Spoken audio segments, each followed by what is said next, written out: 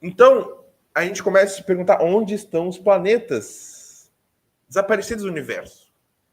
Até então, nosso único modelo de sistema solar, vamos começar falando sobre exoplanetas, então, vai ser mais um seminário que uma notícia propriamente dita, porque esse artigo que saiu, não recentemente, mas esse artigo que foi escrito, ele faz uma compilação de tudo. E o Pedro está falando que live caótica é o melhor. O Pedro está falando aqui que uma live caótica é o melhor tipo de live, exatamente. Já aconteceu de tudo, já fiquei invertido, já fiquei duplicado e já derrubei tudo aqui. Mas sorte que eu tenho um backup aqui, uma câmera de backup, para vocês explicarem a situação e o microfone não caiu. Então, isso tudo que importa. Então, a gente vai começar a falar um pouquinho sobre exoplanetas e esse artigo faz um breve resumo de exoplanetas. Ele explica um problema que está acontecendo, são duas lacunas, e também ele explica o que eles descobriram. Né? É um grupo de pesquisas que escreveu o artigo. Então, na notícia, no texto, no artigo, eles vão falar como eu fiz tal coisa, como o meu grupo observou. Quando ele fala isso, é o autor. Eu não vou ler assim, eu vou ler ele, mas é uma coisa, é um assunto bem interessante, mas é um assunto bem denso também. Então a gente vai tomar a maior parte aqui do tempo dessa live. O modelo de sistema planetário que a gente tem mais perto é o nosso modelo, é o sistema solar. O que a gente acredita, ou acreditava, é que a gente veria planetas na configuração como o nosso sistema solar, que a gente explicou anteriormente. Aqui tem Mercúrio, tem Vênus, tem a Terra, tem Marte, tem Júpiter, Saturno, Urano e Netuno. Então tem os ditos planetas inferiores e os planetas superiores. A gente pode ver que tem um padrão. Os de dentro aqui são bem pequenininhos em comparação com os de fora, que são maiores e mais gasosos. Então a gente esperava encontrar isso no sistema solar como um todo. Então acontece que os sistemas planetários em nossa galáxia, na realidade, eles exibem uma diversidade notável. Alguns têm planetas compactados em configurações exóticas, outros são realmente gigantes gasosos que estão muito próximos de suas estrelas. Então, a partir desse contraponto, pois a gente acreditava que o sistema solar era uma coisa, e aí a gente foi observar e tem várias e várias configurações. Então, a partir disso, nasce uma demografia nova dos exoplanetas. Uma nova área da ciência planetária surgiu, que é justamente o estudo dessa demografia dos exoplanetas. Então, quando a gente analisa padrões desses tamanhos, quando a gente analisa as órbitas, as composições dos planetas, os cientistas, os astrofísicos, os astrônomos que estudam os exoplanetas estão descobrindo os processos reais que estão moldando a evolução dos sistemas planetários. Os sistemas planetários é uma área gigantesca da astrofísica, uma das principais áreas, junto com essa galáctica e com estudo de estrelas, os sistemas planetários é uma área grande mesmo. E aí o que eles estão acabando descobrindo é que não é uma coisa tão simples quanto se achava, mas é um quebra-cabeça. E essas tendências, essas novas peças de quebra-cabeça, elas oferecem novas pistas sobre as respostas a perguntas fundamentais. E essas perguntas são: por que há tão poucos planetas em intervalos de tamanhos específicos? Mais especificamente, por que a gente não está encontrando planetas um pouquinho maiores que a Terra? Por que não existem esses planetas? Por que a gente não consegue encontrar esse padrão do nosso sistema solar lá fora? E por que o nosso sistema solar não tem os tipos mais comuns de planetas na galáxia, que são aqueles que são justamente maiores que a Terra, mas menores que Netuno? E talvez seja o mais importante, como essas descobertas afetam a busca por mundos habitáveis, onde o principal estudo dos sistemas planetários não é somente a evolução desses sistemas, mas também a busca por vida extraterrestre. Então, essas são as perguntas que norteiam atualmente essa área de exoplanetas, é tentar descobrir por que a gente achava que o nosso planeta, nosso sistema solar era mais comum, a gente podia existir fora, mas a gente está notando que certos elementos não encontram. Então, por que a gente não está encontrando esses elementos? Então, quando a gente desvenda esses mistérios, não é apenas para estudar os planetas individuais, mas é para ver um quadro mais geral. Quando a gente investiga os padrões na demografia dos exoplanetas, a gente está aprendendo não apenas o que faz os sistemas planetários funcionarem, mas também onde que nosso sistema solar está encaixado. Qual é a classificação do sistema solar atualmente? Pois se a gente não está conseguindo ver uma replicação do sistema solar, Então, a gente é único, por acaso? A gente tem alguma coisa especial, finalmente, ou a gente é só mais do mesmo? Isso é o que está começando a pipocar agora no estudo de exoplanetas. A gente quer saber se o nosso planeta é raro ou se as condições que permitiram a vida são abundantes. Então, se a gente não está vendo uma configuração do nosso planeta, no nosso sistema solar lá fora, e a gente tem certeza absoluta que o nosso planeta tem vida, o nosso sistema solar tem vida inteligente, então significa que as condições para a vida que ocorreram no nosso planeta, no nosso sistema solar, não são encontradas lá fora e, pela lógica, a gente pode ser um caso único de vida inteligente na galáxia. Então, é essas perguntas que permeiam essa descoberta desses planetas desaparecidos. Os primeiros exoplanetas confirmados foram descobertos em 1992, orbitando um pulsar. Que o pulsar ele é uma estrela de nêutrons. Ele é uma estrela de nêutrons de rotação rápida, emissora de ondas de rádio, formada a partir do rescaldo de uma estrela massiva que explodiu numa supernova. A gente vai entrar em detalhes sobre o que é o pulsar, mas vamos se manter aqui dizendo que ainda não está claro se os planetas que estão orbitando os pulsares sobreviveram à explosão da supernova ou se formaram a partir da explosão da supernova, ou seja, esse planeta estava orbitando uma estrela, a estrela entrou em processo de supernova e a partir desse processo surgiu um novo planeta, ou o planeta justamente ocorreu a formação dele por causa da supernova. Então, mas esses são casos exóticos. Planetas orbitando pulsares são casos exóticos, não é a regra. Então aqui a gente tem o ciclo da vida de uma estrela para entender primeiro o que é uma supernova. Então tem dois caminhos. A estrela ela nasce no que a gente chama de berço estelar, que é um conjunto de gás e poeira, onde se aglutinam gravitacionalmente pequenos carocinhos, e esses caroços, quando são macios o suficiente, eles ligam. E o que é ligar? É quando eles pegam átomos de hidrogênio e hélio e começam a fundir hidrogênio e hélio, e esse hélio e hidrogênio vão fundindo em elementos maiores. Então, a energia dessa fusão de hidrogênio, dessa fusão nuclear, é que acende a estrela, e a partir dessa acreção de massa, mais matéria vai sendo acretada e a estrela vai crescendo e se desenvolvendo. Então, tem vários parâmetros que dizem como que a estrela vai acabar, tem funções de massa inicial, mas por enquanto vamos dizer que tem dois parâmetros apenas. Ela pode acretar massa, acretar essa matéria e ser uma estrela de massa intermediária. Ou ela pode se tornar uma estrela massiva. E no caso das estrelas massivas, elas evoluem muito rápido, porque é muita massa, muita coisa acontecendo, e elas acabam se tornando uma supergigante, e a partir dessa supergigante, o núcleo dela explode e ela colapsa numa supernova.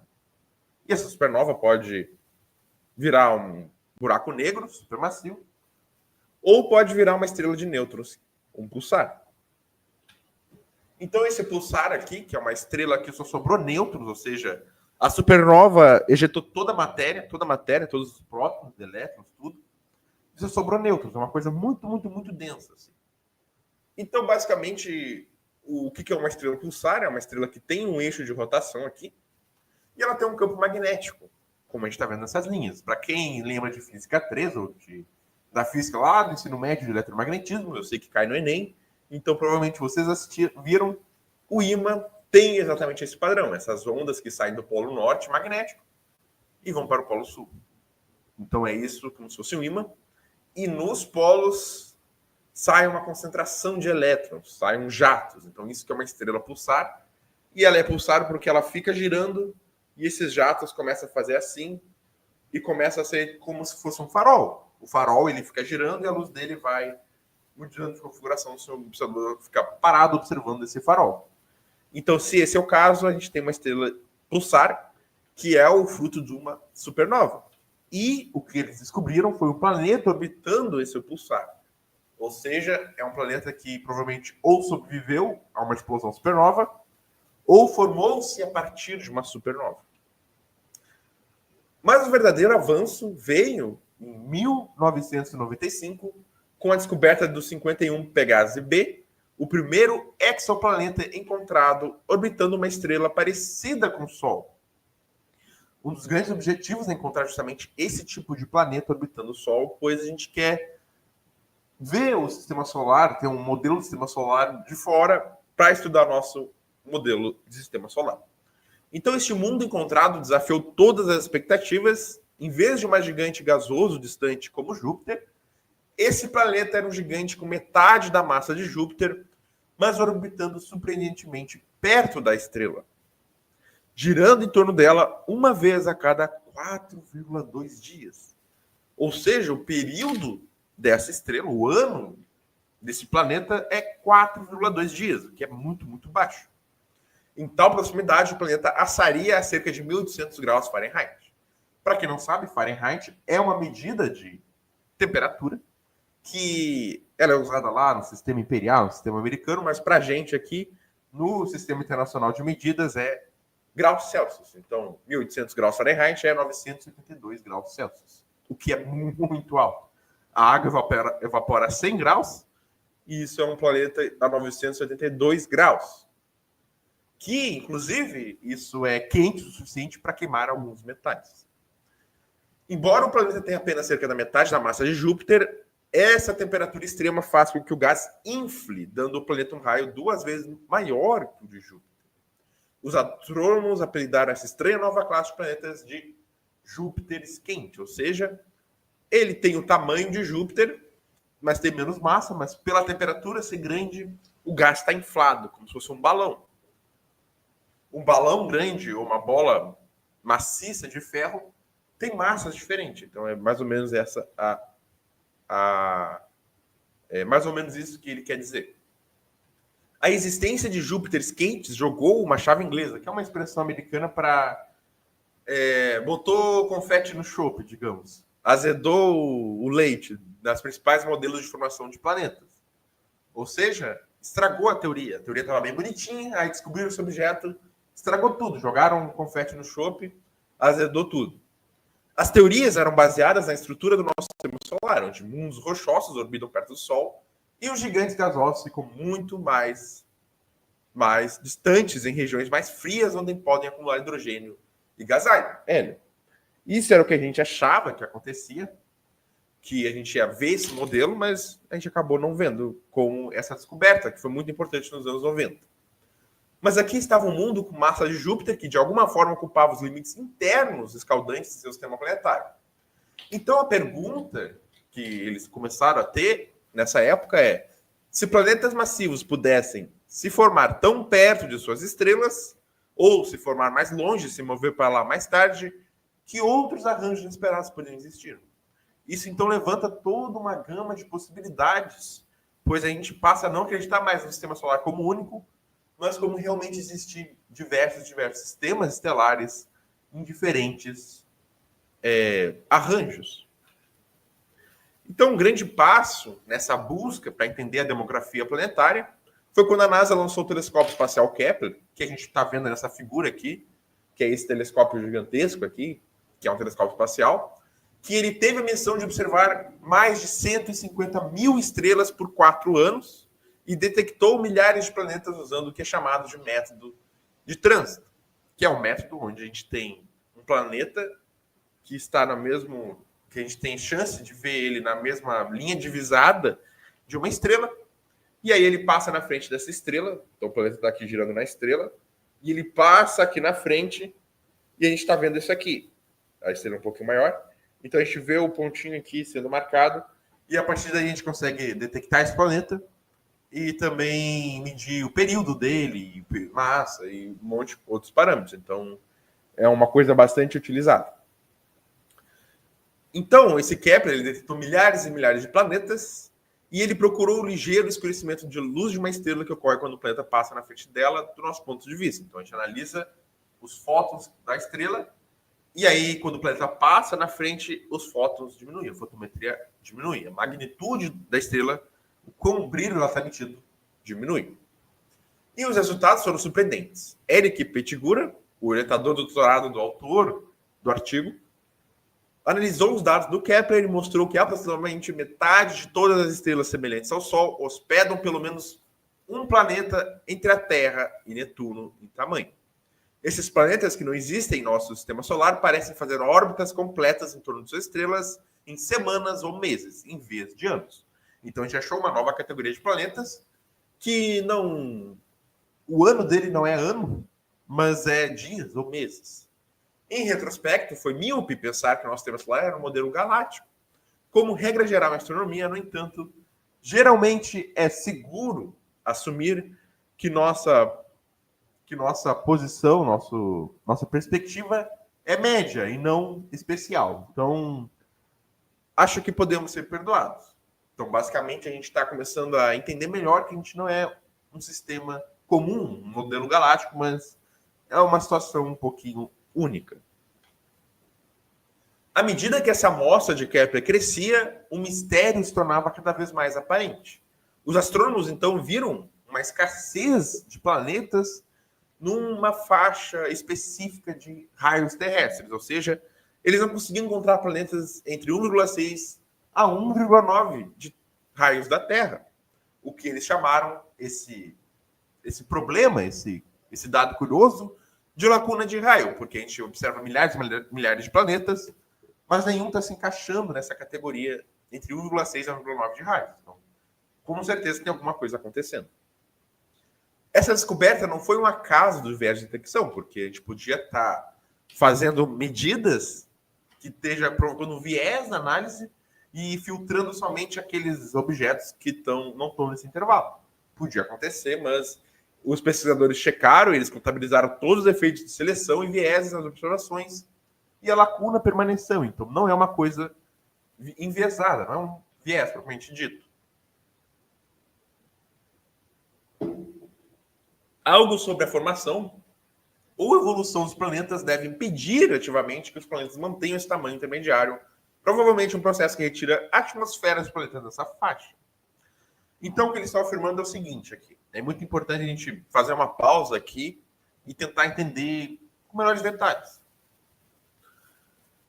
Eles perceberam que os planetas não estavam sendo encontrados em determinado raio terrestre, e esse não é um caso de viés, mas é um caso de que existe algum mecanismo por trás disso que faça com que esses planetas não consigam manter seus raios de 1,6 a 1,9 raios da Terra. E a hipótese aqui, então esse é o problema, tem uma faixa de planetas que não existe naquele raio da Terra. E agora, qual é a explicação? A possível explicação é que existe algum processo que está retirando a atmosfera de planetas nessa faixa. Adicionando mais intriga nesse quebra-cabeça, o artigo continua, está um fenômeno conhecido como deserto quente de Netuno. Então, a gente tem um fenômeno raio de lacuna, e agora a gente vai explicar o que é esse deserto quente de Netuno. Os planetas do tamanho de Netuno estão ausentes em órbitas menores que cerca de 3 dias. As razões para essa escassez ainda estão sob investigação, mas a radiação extrema de estrelas a essa distância e as forças de maré provavelmente contribuem para essa tendência. Então, o que está acontecendo é que não existem planetas do tamanho do Netuno perto do Sol, ou seja, perto das estrelas. Eles não têm órbitas menores que cerca de 3 dias. Assim como vemos com planetas menores, que têm massas próximas à lacuna do raio, Netunos de curto período são especialmente vulneráveis à perda atmosférica. Ou seja, o efeito de perda atmosférica está sendo aplicado tanto no caso desses Netunos quentes, quanto no caso dos planetas que não estão naquele trecho específico de raios da Terra. Com o tempo, seus espessos envelopes gasosos podem ser completamente arrancados, deixando para trás núcleos rochosos que podemos classificar como superterras. As superterras, então, são núcleos rochosos de planetas que perderam suas atmosferas. Os cientistas acham que o deserto quente de Netuno é, portanto, um caso mais extremo dos mesmos processos que modam a lacuna do raio. Então, a gente tem uma demografia aqui, e agora, eu não sei se vocês estão conseguindo ver direito essa imagem aqui. Eu não sei se eu consigo aumentar também. Peraí. Não estou conseguindo aumentar aqui. Mas, basicamente, essa é uma imagem muitíssimo interessante. Eu acho que vocês não estão conseguindo ver na live, então eu vou abrir ela aqui fora da live mesmo. Deixa eu pegar aqui. Eu vou abrir a live e vou ficar um pouquinho aqui na... a Evelyn está falando que não dá para ver muito, não. A Evelyn disse que não dá para ver muito, não. Então eu vou abrir essa imagem aqui, que ela é muito importante para entender realmente o que está acontecendo. Deixa eu abrir ela aqui. Eu vou copiar a imagem. Eu vou, na real, abrir a imagem em uma nova guia. Tá, beleza. Aqui eu consigo ter mais controle dela. E agora eu vou share screen. Beleza. Agora vocês podem estar vendo a imagem em maiores detalhes. A Reni Luciana está falando oi. Olá, Reni Luciana. A Reni Luciana é membro do canal. Então seja membro você também. Então aqui nós temos, em maiores detalhes, a demografia dos exoplanetas. Vocês estão vendo o mouse também. Essa é uma imagem muito interessante, cheia de informação. Então a gente estava vendo que existem vários e vários casos de planetas, de formação estelar, de vários casos de sistemas planetários diferentes. Aqui a gente tem um período orbital no nosso eixo X, a gente está vendo bem aqui, deixa eu dar um zoom, bastante zoom aqui, que esse é o período orbital deles. E ele está em número de dias. O Mercúrio tem menos de 100 dias de período orbital, enquanto a Terra está próximo de 365 dias. Primeiro entendemos isso. Agora, o que é essa parte aqui na vertical? Aqui está o raio do planeta em termos do raio da Terra, ou seja, a Terra tem raio 1. A medida do raio da Terra é um raio terrestre. E aí, a partir disso, a gente tem vários planetas de diferentes tamanhos e diferentes períodos orbitais. O que esse gráfico está mostrando, basicamente, é um gráfico que relaciona a órbita do planeta, o período do planeta, com o seu tamanho. Aqui, então, temos os planetas dos sistemas solares. A gente tem os planetas dos sistemas solares. Terra, Vênus, Marte e Mercúrio. A gente tem Netuno, Urano, Saturno e Júpiter. E a gente está percebendo aqui que essa galera que está aqui está fora da rodinha de conversa de quem está aqui. Ou seja, a maioria das descobertas dos exoplanetas está concentrada nessa região, enquanto a galera do sistema solar está excluída do grupão que está aqui nas redondezas, na periferia desse cara. O que isso está nos mostrando é que realmente existem planetas desaparecidos entre essa galera aqui. Ou seja, os planetas desaparecidos que a gente não está conseguindo ver estão justamente aqui, ó. Entre a Terra e Vênus e aqui, devia ter mais planetas, devia ter um grupo aqui também, devia estar todo mundo unido. Mas isso não está acontecendo, a gente está encontrando muitos e muitos planetas, onde essa cor é a densidade de planetas. A gente encontra muitos planetas nessa gama de períodos orbitais e nessa tamanho. Isso é uma coisa muitíssimo curiosa, e é daí que vem todo o problema, porque enquanto que os planetas do sistema solar são bem afastados uns dos outros, aqui nesse gráfico, a galera, a maioria dos achados estão concentrados aqui. Então, tem uma lacuna aqui entre esses planetas aqui e esse grupão, tem uma lacuna. E aí, a gente é uma coisa curiosa para entender essa lacuna, porque olhando assim por cima, um observador que não suspeita de nada, vê esse gráfico e o que ele conclui? Que o sistema solar é único, que o sistema solar é exclusivo, que a vida na Terra é exclusiva e que o sistema solar é tão único que a vida não poderia existir em outros planetas. Então, esse é o problema dos planetas desaparecidos. Por que a gente está encontrando objetos somente aqui e não aqui ou aqui? Por quê? E outro problema é por que a gente só está encontrando...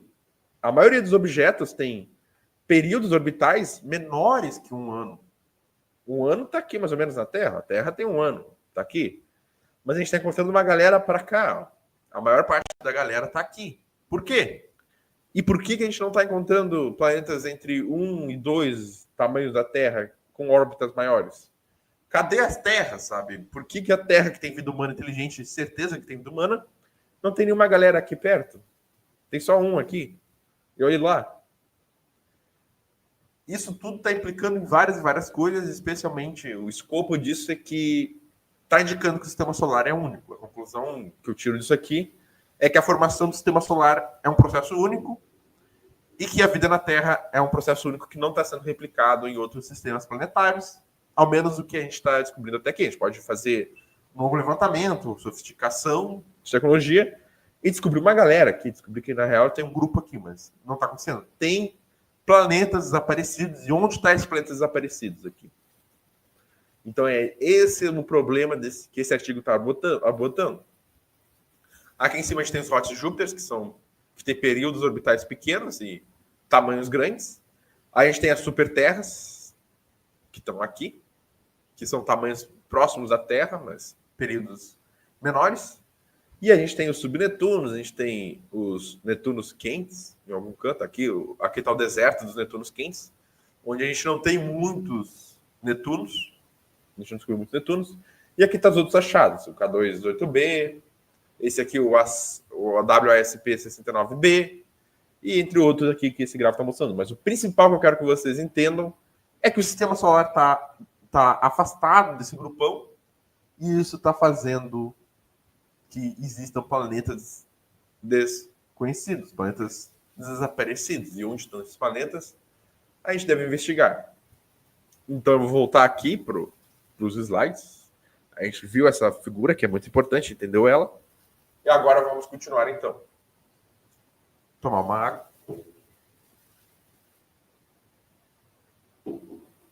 Esse padrão demográfico coloca questões fundamentais.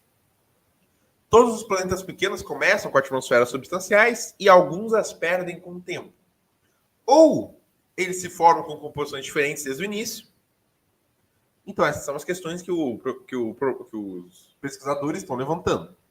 Observações recentes de planetas perdendo ativamente suas atmosferas sugerem que a perda de gás desempenha um papel significativo. Então, os astrônomos acreditam que há vários processos que podem arrancar atmosferas de planetas ou limitar sua formação em primeiro lugar. Os dois principais concorrentes são a fotoevaporação, um mecanismo, e a perda de massa alimentada pelo seu núcleo. Então, aqui os autores estão jogando para o alto dois mecanismos que podem ser responsáveis por fazer a perda de atmosfera daqueles planetas, fazer a perda de atmosfera desses planetas desaparecidos. Porque se esses planetas se encaixam aqui, por exemplo, aqui perto da Terra, e perdem suas atmosferas, eles vão ser classificados mais para cá. Vão diminuir seus tamanhos, vão diminuir suas massas, pode diminuir seus períodos, dependendo do sistema, do sistema planetário. Então, eles estão propondo esses dois mecanismos, a fotoevaporação e a perda de massa alimentada pelo núcleo. Então, a fotoevaporação, o que é a fotoevaporação? É uma das melhores explicações para a lacuna do raio, para por que os planetas naquele raio não estão existindo, não estão sendo encontrados. Quando estrelas jovens se inflamam, elas liberam radiação ultravioleta de raio-x, extremas, junto com ventos poderosos de partículas carregadas. Então, os planetas que estão orbitando muito perto das estrelas se veem banhados nessa radiação e a sua atmosfera é aquecida. E para quem não sabe, ou para quem não percebeu ainda, quando o gás é quente, o gás sobe, porque o gás tem uma densidade maior. E aí ele tem mais energia, ele fica mais agitado e ele começa a subir. E as estrelas hospedeiras se veem banhadas nessa radiação e aquece a atmosfera e o gás escapa para o espaço. É o que está sendo falado nessa figurinha aqui. Que a gente tem o Sol. O Sol vai emitir... uma estrela. Ele emite radiação UV e raios de raio-x. Aqui está o planeta, que ele é pego nessa forte emissão. Sua atmosfera é aquecida e ele vai liberar sua atmosfera para o espaço. Pois muita energia começa a fazer com que essa atmosfera fique muito aquecida e ele vai perdendo a atmosfera aos poucos por esse efeito. A teoria da fotoevaporação faz várias previsões que correspondem aos padrões observados. Por exemplo, a lacuna de raio deve inclinar-se para baixo no período orbital, porque os planetas mais próximos das estrelas experimentam radiações mais intensas e precisam ser mais massivos para sobreviver com suas atmosferas intactas. Da mesma forma, vemos uma falta de planetas do tamanho de Netuno com órbitas menores que 3 dias, o chamado deserto quente de Netuno.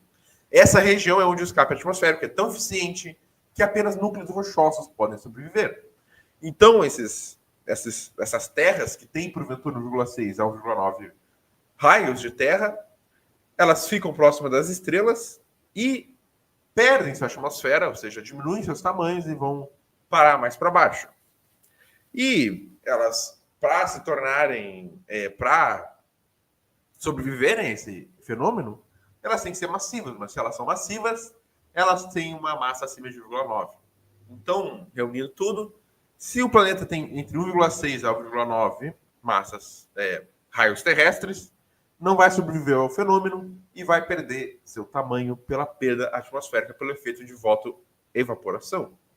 No mesmo caso do Netuno, com órbitas menores que 3 dias, vai ficar tão quente, que vai perder sua atmosfera por fotoevaporação também. O segundo mecanismo para o desaparecimento dessas atmosferas dos planetas é a perda de massa alimentada pelo núcleo, que é causado pelo próprio calor que é gerado dentro do núcleo de um planeta. Então, depois que os planetas se formam, eles retêm quantidades significativas do calor do processo de puxar massa para dentro de si.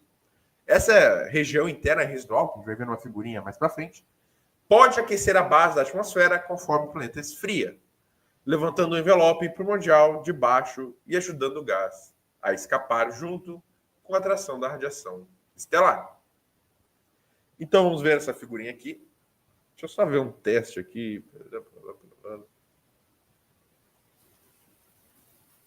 Vou ver se assim fica melhor. Vamos ver se assim fica melhor.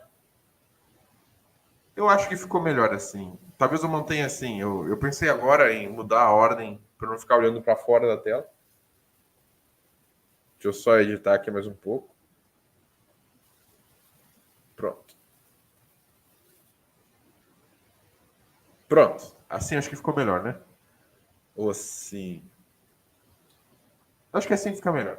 Porque aí não vou ficar olhando para fora da tela. E também você se concentra mais no slide.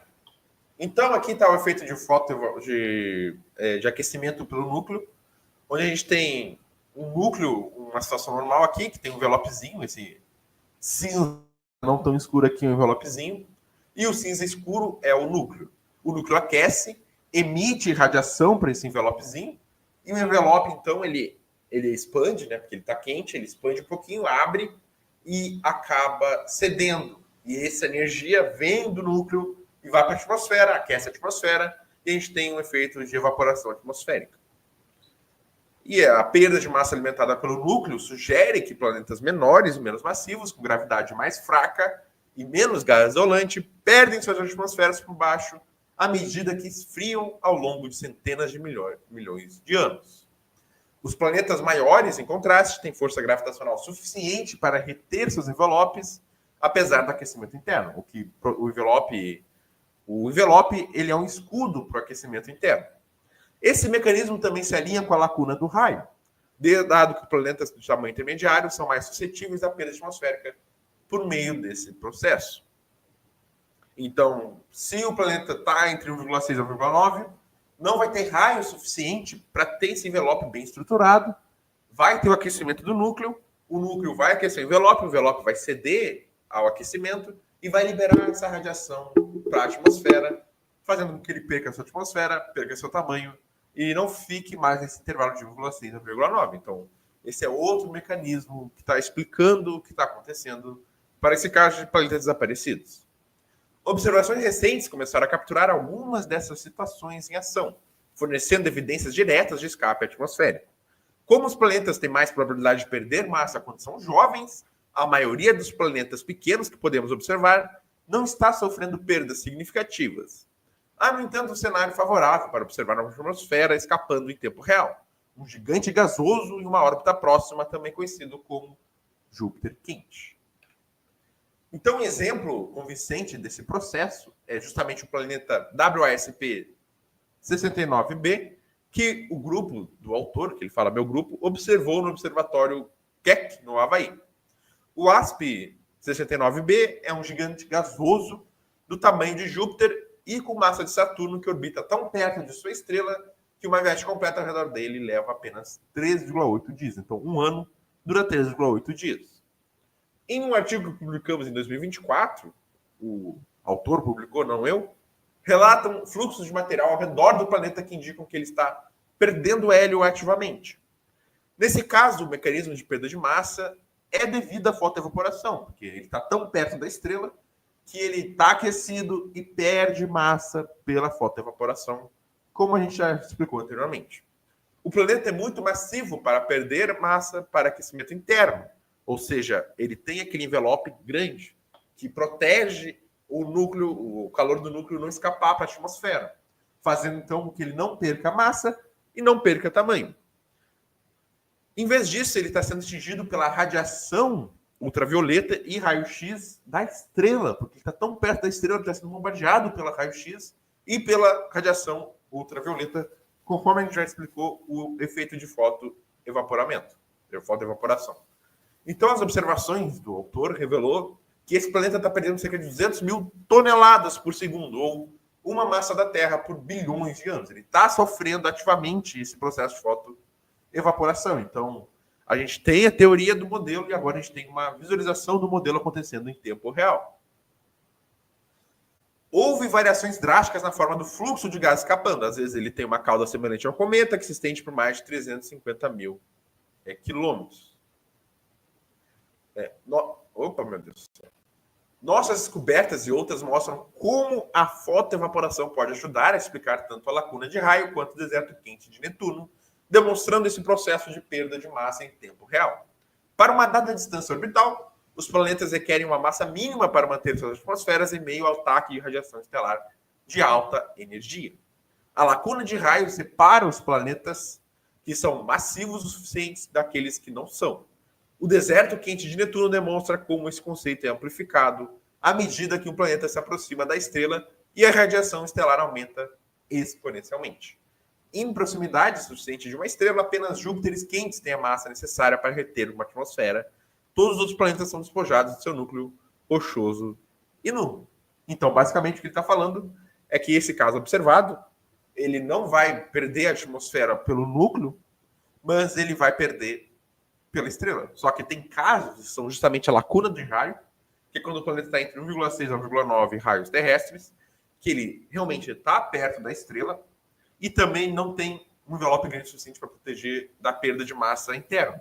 Então ele perde massa internamente, perde massa através da fotoevaporação e acaba ficando só um pedaço de terra rochoso e nu. Então é isso que a matéria está falando. Aqui ele vai começar a falar sobre o futuro, e a gente está terminando já a notícia. A próxima década deve ser um estágio emocionante para refinar nossa compreensão da demografia planetária. Embora a maioria dos astrônomos concorde que a perda de massa atmosférica é a principal razão pela qual não vemos terras ligeiramente maiores ou Netunos quentes em órbitas próximas, os detalhes mais sutis permanecem sem solução. A fotoevaporação, impulsionada pela radiação estelar, é o fator dominante? Ou a perda de massa alimentada pelo núcleo, alimentada pelo calor interno de um planeta, desempenha um papel maior? Então a gente não sabe qual efeito é predominantemente. E ao desvendar as contribuições desses mecanismos, para desvendar a contribuição de cada mecanismo que faz com que o planeta perca a atmosfera, requer uma nova geração de telescópios e instrumentos capazes de medir com precisão massas, composição e atmosferas planetárias. Então, existem estudos já em andamento que já estão monitorando para atingir mais informações sobre os planetas desaparecidos. E a missão Transit Exoplanet Survey Satellite da NASA está conduzindo um monitoramento estendido em longas escalas de tempo que podem revelar planetas com órbitas ligeiramente mais amplas ao redor de suas estrelas do que a maioria dos mundos conhecidos tem. Ao preencher essa região escassamente povoada de pequenos exoplanetas com períodos orbitais mais longos, essas descobertas fornecerão dados para entender como a perda atmosférica e a composição varia em uma gama mais ampla de ambientes planetários.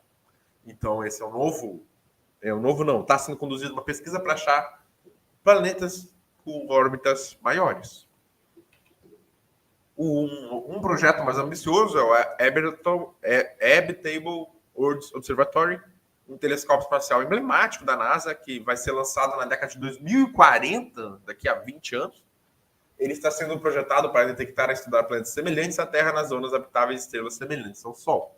Então, quando esse projeto sair lá em 2040, no Novidade Científica 1000, eu irei falar sobre ele e dar atualizações para você sobre o Habitable Worlds Observatório.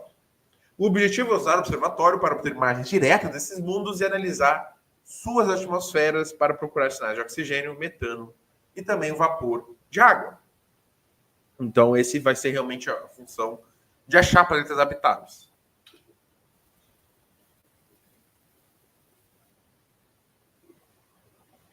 Então, o que aprendemos com todas essas novas ferramentas alcançará muito além da demografia planetária, porque ao estudar como os planetas perdem ou retêm suas atmosferas, a gente está, na realidade, desvendando os segredos da habitabilidade. Tudo isso gira em torno da habitabilidade. Se existem planetas habitáveis fora o planeta Terra. E a gente também encontra a diversidade e as forças que esculpem mundos por toda a galáxia. Então, o nosso sistema solar, que antes era considerado um modelo para todo mundo, para todos os sistemas planetários, agora é apenas uma das inúmeras possibilidades. E ele é uma configuração que é única em uma gama de possibilidades. A maioria das estrelas hospeda planetas diferentes de tudo em nossa vizinhança cósmica, nos lembrando de que o universo é mais rico e surpreendente do que imaginamos. Ao nos embaraçar as forças que modam esses mundos distantes, nos aproximamos de responder alguma das perguntas mais antigas da humanidade. Quão comuns são planetas como a Terra? Existe outra vida além das estrelas, entre as estrelas? E também, o que o nosso lugar neste vasto e intrincado universo realmente significa? E, basicamente, essa foi a maior matéria de todas. Deixa eu tirar aqui. Então, eu espero que tenham gostado desse quase seminário. Ih, meu Deus, espera aí. Espero que tenham gostado desse quase seminário. Na real, foi um seminário gigantesco. Espero que tenham aprendido alguma coisa também. Pode parecer maçante, mas a gente vai explicando os conceitos com calma, explicando calmamente as coisas e vamos entendendo. Então, deixe um like na live se você está aqui. Já deixe seu like, eu já deixei o meu aqui. O like na live, ele ajuda imensamente a live ir para mais pessoas, a divulgar mais o conteúdo. Deu um trabalhinho assim fazer esse último, porque não é só uma notícia, eu estou pensando no formato, que essas notícias de ciência que eu trago não é descobrir o teu planeta, não é descobrir tal coisa, mas é uma coisa mais científica. Tem muitos termos que não são todo mundo que conhece, e também eu quero usar essa notícia para divulgar esses termos, porque já tem muitos canais de ciência que falam só notícia de qualquer forma, mas eu quero realmente fazer um trabalho mais profundo, assim, mas eu quero um conhecimento mais completo. Torne-se o máximo apoiador também. Aqui embaixo, é apenas R$ 4,99 por mês, você me ajuda imensamente. E também tem vantagens exclusivas, como a votação de quem foi essa pessoa, que vai ser aberta daqui a pouco, no final de fevereiro. E também você tem prioridade aqui no chat, e entre outras coisas. Também você vai aparecer no final de cada transmissão, de cada vídeo, você aparece seu nome. E eu quero agradecer aos novos membros que assinaram esse projeto e assinam todos os vídeos.